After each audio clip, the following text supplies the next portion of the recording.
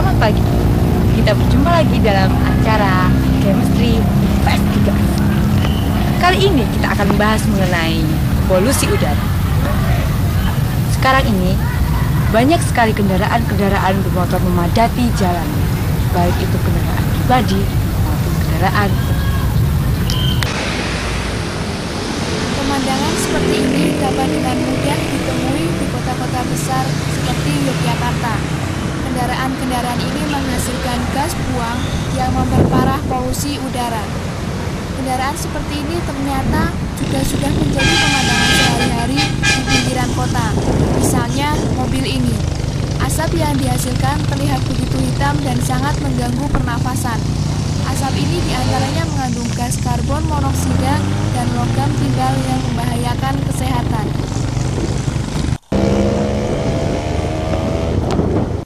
CO yang dari kendaraan bermotor itu kalau konsentrasinya itu hanya 1000 ppm, tapi kontaknya hanya sebentar, itu tidak akan menimbulkan suatu yang berarti, tidak terlalu mengganggu. Tapi kalaupun konsentrasinya itu hanya 30 ppm, tapi kontaknya itu selama 8 jam, itu bisa menimbulkan pusing dan mual.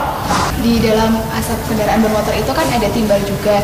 Nah, timbal itu nanti bisa terbawa oleh darah, terus terbawa ke otak. Jadi nanti efek jangka panjangnya itu bisa menimbulkan melemahnya daya pikir otak. Kemudian karbon monoksida itu juga kalau terjadi kontak dengan tubuh, mungkin terhirup, nanti bisa bereaksi dengan darah, membentuk karboksi hemoglobin yang kemudian ikut beredar ke seluruh tubuh, dan sehingga hemoglobin itu sendiri daya ikatnya terhadap oksigen otomatis berkurang karena sudah berikatan dengan karbon monoksida, sehingga nanti lama-kelamaan nanti akan keracunan karbon monoksida itu sendiri. Selain polusi dari kendaraan, polusi udara juga disumbang dari pabrik yang mengeluarkan asap yang akan diolah menjadi gas. Era industrialisasi membawa dampak buruk bagi udara kita. Misalnya pabrik-pabrik ini. Pabrik ini tidak hanya terdapat di daerah perkotaan, tetapi juga terdapat di daerah pedesaan.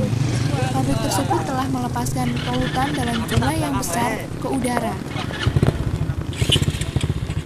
Ini diperparah dengan kebiasaan masyarakat yang sepele dan kecil, namun sangat berpengaruh apabila diaplikasikan, seperti merokok dan bakar. Di tempat-tempat umum telah diberi peringatan dilarang merokok.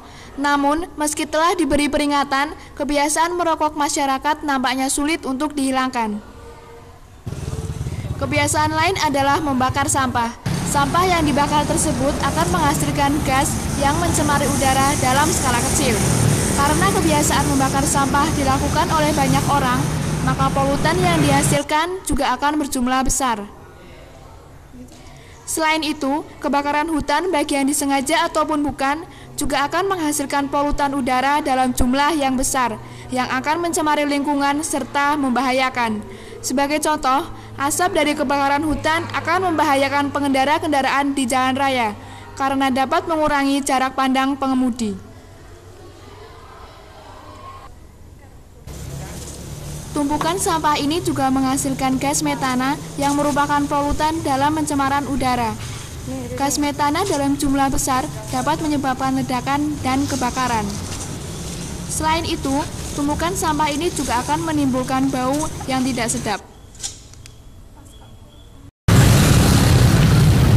Lantas, bagaimana pendapat masyarakat mengenai hal ini?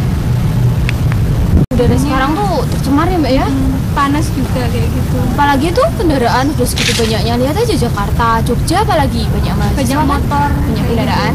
Kalau zaman dulu kan Jogja itu masih banyak sepeda, kalau sekarang udah banyak motor, jadi udaranya semakin tercemar kayak gitu. Kalau sekarang itu ya panas banget, jadi kalau nggak pakai ginian nih, udaranya tuh terasa nggak enak banget, dan polusi udara ini terasa banget loh. Mbak, terganggu nggak ya kalau ada orang merokok di sekitar Mbak? Sangat terganggu itu, apalagi di tempat umum gitu kan. Jadi kan asap-asapnya walaupun kita nggak ngisep, tetap aja kita sisa.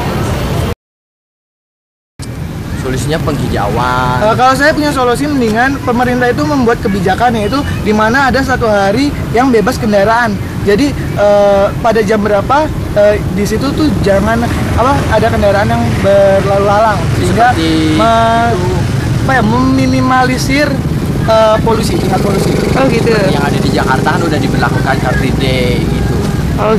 Jumlah kendaraan bermotor harus dikurangi, Mbak. Kalau kayak Korea, Jepang kan nggak ada motor tuh, nggak ada sepeda motor, yang ada cuma mobil. Ya, itu udah lumayan ngurangi ya. Mungkin lebih membudayakan kayak back to work kayak gitu-gitu.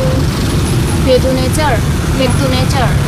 Oh iya. Kemudian itu juga motor itu kan emisinya, pembuangan gas untuk kendaraan bermotor harus dijaga, selalu terkontrol. Ya salah satu solusinya ya kemana-mana mesti pakai slayer gini Mbak, biar pencemaran udaranya nggak masuk ke tubuh kita. Setiap tempat umum harus diberi kayak smoking room gitu ya. Tapi ya kayaknya itu kurang efektif kalau tanpa kesadaran dari dalam diri orang itu sendiri sih. Di tempat-tempat umum disediakan smoking room untuk mengurangi pencemaran udara dan mengurangi risiko bahaya asap rokok bagi kesehatan manusia.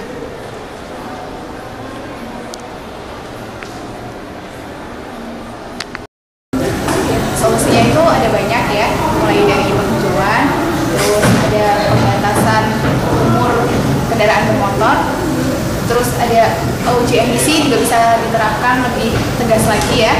Kemudian yang terakhir itu adalah penetapan standar bahan bakar yang digunakan kendaraan bermotor.